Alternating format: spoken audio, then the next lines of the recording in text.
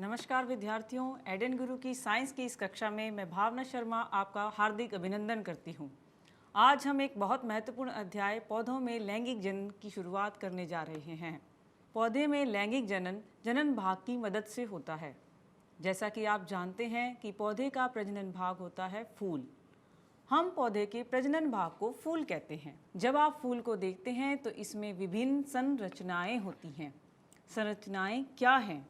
फूल के नीचे हरे रंग की छोटी छोटी पत्तियां होती हैं जिन्हें बाह्यदल यानी कि सेपल्स कहा जाता है।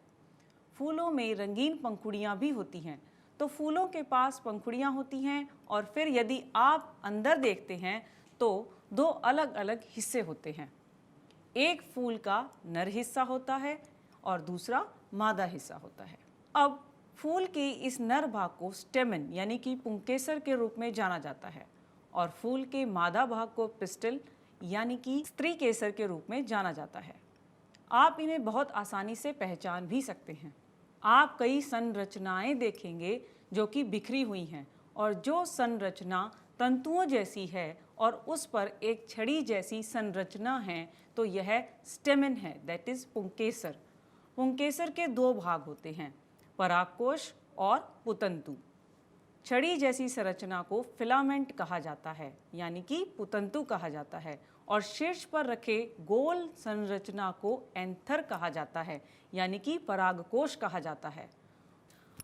अब फूल के बीच में आप एक मजबूत संरचना को देखेंगे जिसे पिस्टल के नाम से जाना जाता है। पिस्टल यानी कि स्त्री केसर। स्त्री केसर के तीन भाग होते हैं। सबसे ऊपर वाले भाग को कहा जाता है स्टिग्मा, दैट इज वर्तिकाग्र। इसके बाद आपके पास एक ट्यूब जैसी संरचना होती है जिसे कहते हैं स्टाइल यानी कि वर्तिका। और अगर आप इससे भी नीचे देखते हैं तो एक मटके जैसी संरचना दिखेगी जिसे हम कहते हैं अंडाशय, दैट इज ओवरी। ये परागकण फूल के स्टिग्मा तक कैसे पहुंचते हैं यानी कि उसके वर्तिकाग्र तक कैसे पहुंचते हैं? ये या तो उन पर बैठने वाले कीटों के द्वारा पहुंचते हैं या हवा में उड़कर पहुंचते हैं अथवा पानी के द्वारा पहुंचते हैं। इसी प्रक्रिया को परागन कहा जाता है यानी कि पुष्प के परागकोश से परागकण का वर्तिकाग्र तक पहुंचने की प्रक्रिया परागन के रूप में जानी जाती है। यदि यह प्रक्रिया एक ही फूल में हो जाती है यानी कि एक ही फूल पर पुंकेसर भी उपलब्ध हो और वर्तिकाग्र भी वहीं पर हो तो इसे हम स्वपरागन कहते हैं। इसका मतलब है कि एक ही फूल के परागकोश से लिए गए परागकण को उसी फूल के वर्तिकाग्र तक स्थानांतरित कर दिया जाता है। अब अगर इस परागकण को किसी अन्य फूल के वर्तिकाग्र तक स्थानांतरित किया जाए तो अब हम इसे क्रॉस परागन यानी कि पर परागन कहते हैं। तो कुछ पौधों में हम ये भी देखते हैं कि फूल के नर और मादा भाग एक ही पौधे पर उपस्थित होते हैं, लेकिन कुछ मामलों में यह दोनों भाग विभिन्न पौधों में भी उपस्थित हो सकते हैं।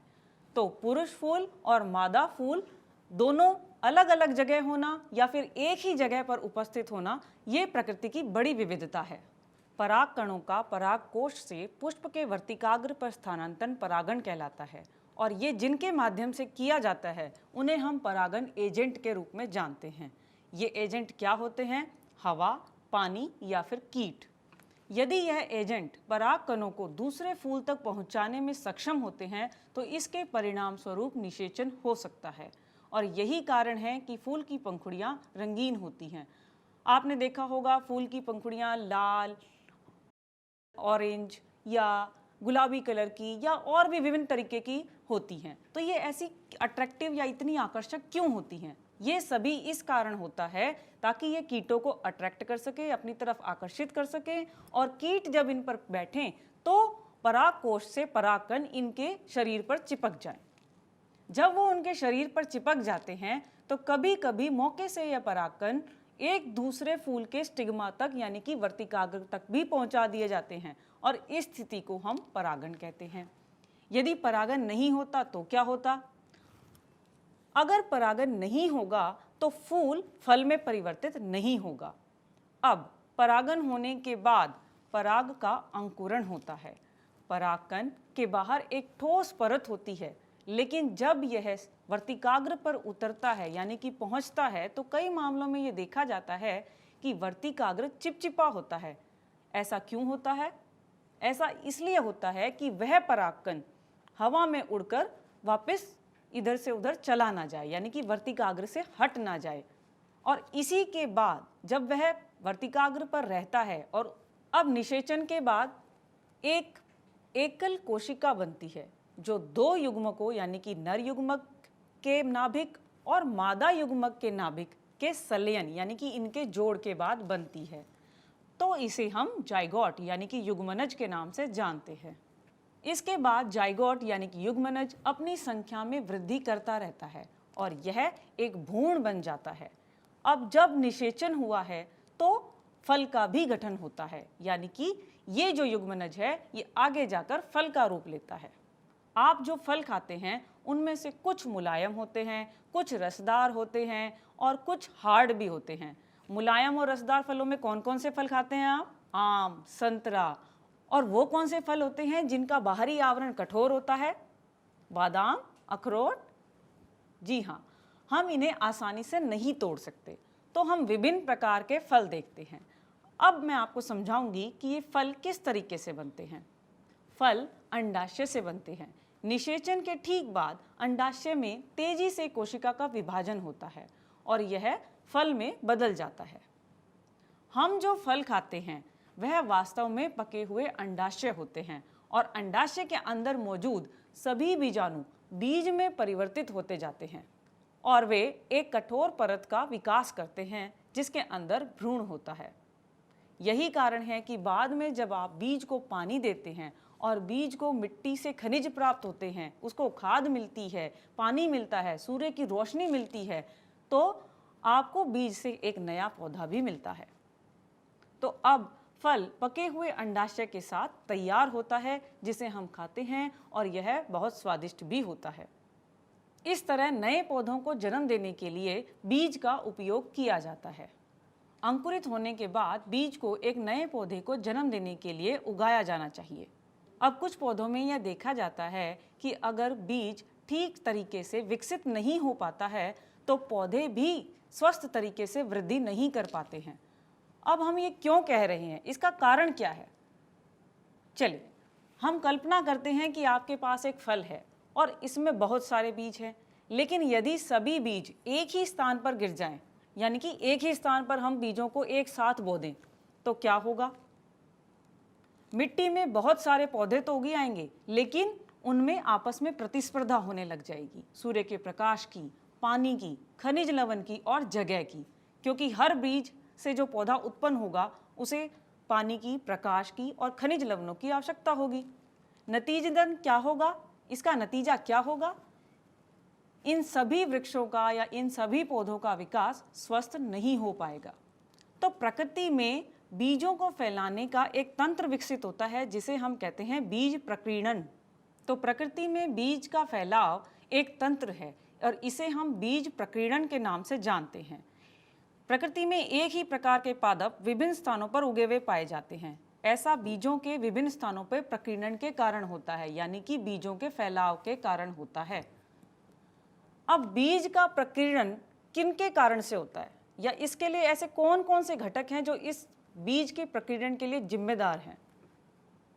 हवा, पानी और जीव जंतु। इन्हीं के कारण बीजों का प्रकीर्णन होता है। बीज एक जगह से दूसरे जगह तक पहुंचाए जाते हैं। बीजों के प्रकीर्णन के कारण बीजों को पर्याप्त जगह मिल जाती है और उन्हें पर्याप्त सूर्य का प्रकाश मिलता है, पर्याप्त पानी और खनिज पदार्थ मिलते हैं, जिससे कि उनकी वृद्धि और विकास अच्छा होता है। परिणाम स्वरूप फूलों और फलों की अधिक मात्रा में वृद्धि होती है। तो बीज का प्रकीर्णन बहुत महत्वपूर्ण भाग है। अब हम प्रकृति में ये देखते हैं कि कुछ बीज जैसे घास के बीज बहुत हल्के होते हैं और कुछ मामलों में पंख वाले बीज भी होते हैं। जैसे आपने कपास के बीज देखे होंगे, जैसे सरोजनी की फली देखी होगी, मैपल्स के बीज देखे होंगे। इनका मतलब है कि इनमें पंख होते हैं। ये हवा के साथ बहुत आसानी से उड़ाए जा सकते हैं और दूर दूर तक फैल जाते हैं, और जहाँ भी ये बीज पहुँच जाते हैं वहाँ पर एक नए पौधे की उत्पत्ति हो जाती है। कुछ मामलों में ऐसा होता है कि बीज पानी के द्वारा फैलाए जाते हैं, जैसे कि नारियल का बीज।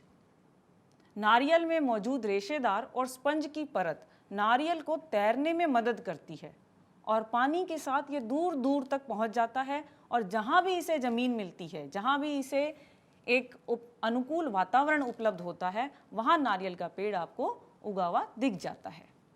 और कुछ मामलों में ये बीज एक हुक की तरह संरचना की तरह होते हैं, कांटेदार होते हैं, और ये कांटेदार बीज, ये हुक जैसे बीज जानवर जब इनके पास जाते हैं इनको खाने के लिए तो उनकी स्किन में, उनके बालों में फंस जाते हैं।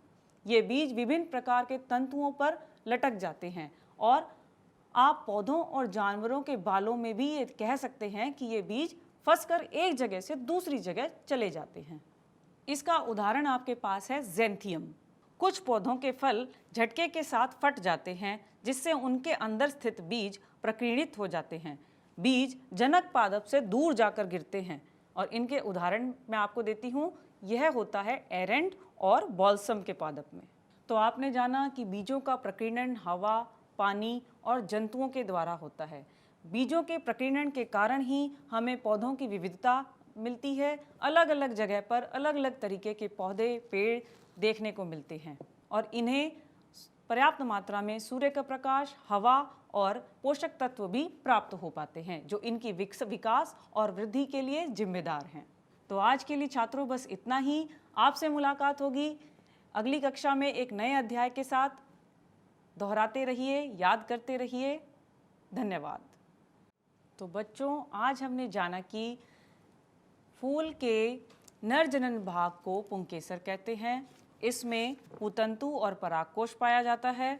फूल के स्त्री जनन भाग को यानी कि मादा जनन भाग को स्त्रीकेसर कहते हैं। इसके 3 भाग होते हैं, वर्तिकाग्र, वर्तिका और अंडाशय। इसके अलावा हमने जाना कि एकलिंगी फूल पुष्प क्या होता है।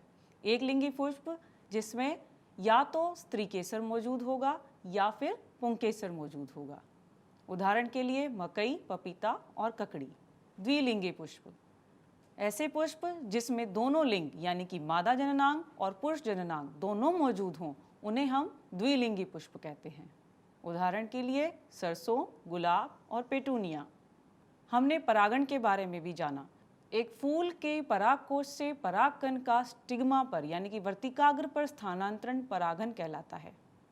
परागन 2 प्रकार का होता है, स्वपरागन और परपरागन। हमने इस अध्याय में निषेचन के बारे में जाना। एक नर युग्मक और मादा युग्मक का संलयन जिससे जायगोट बनता है उसे हम युग्मनज भी कहते हैं। युग्मनज एक भ्रूण में विकसित होता है। अंडाशय एक फल के रूप में बढ़ता है। बीजाणु से बीज बनते हैं।